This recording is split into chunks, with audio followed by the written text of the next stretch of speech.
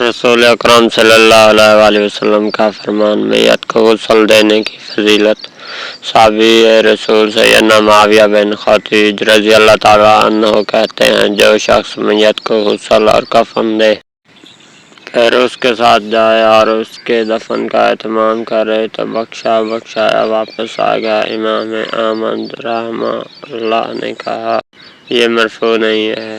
سیدنا ابی بن کعب رضی اللہ تعالیٰ عنہ کہتے ہیں، فرشتوں نے آدم علیہ السلام کی روح کو قبض کیا، پھر ان کو غسل دے کر کفن پہنایا اور خوشبو لگائے، بعد ازاں ان کی قبر کھودی اور لاد تیار کی، پھر ان کی نماز جنازہ پڑھی اور ان کی قبر میں داخل ہوئے اور ان کو قبر میں اتار دیا، پھر اس پر اینٹیں رکھ کر قبر سے باہر آیا اور اس پر مٹی ڈال کر کہا، اے بنی آدم، تمہارے لیے مردوں کو دفن کرنے کا یہی طریقہ ہے۔ آپ صلی اللہ علیہ وسلم نے فرمایا، اس سے تمہارا کوئی نقصان نہیں ہوگا کہ اگر تم مجھ سے قبل فوت ہو جاؤ تو میں تم کو غسل دے کر کفن پہناؤں گا اور پھر تمہاری نماز جنازہ پڑھ کر تجھے دفن کر دوں گا۔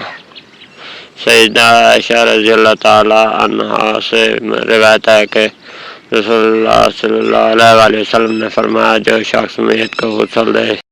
اس سلسلے کے تمام امور کی ادائیگی میں امانت کا خیال رکھے اور میت کی پردہ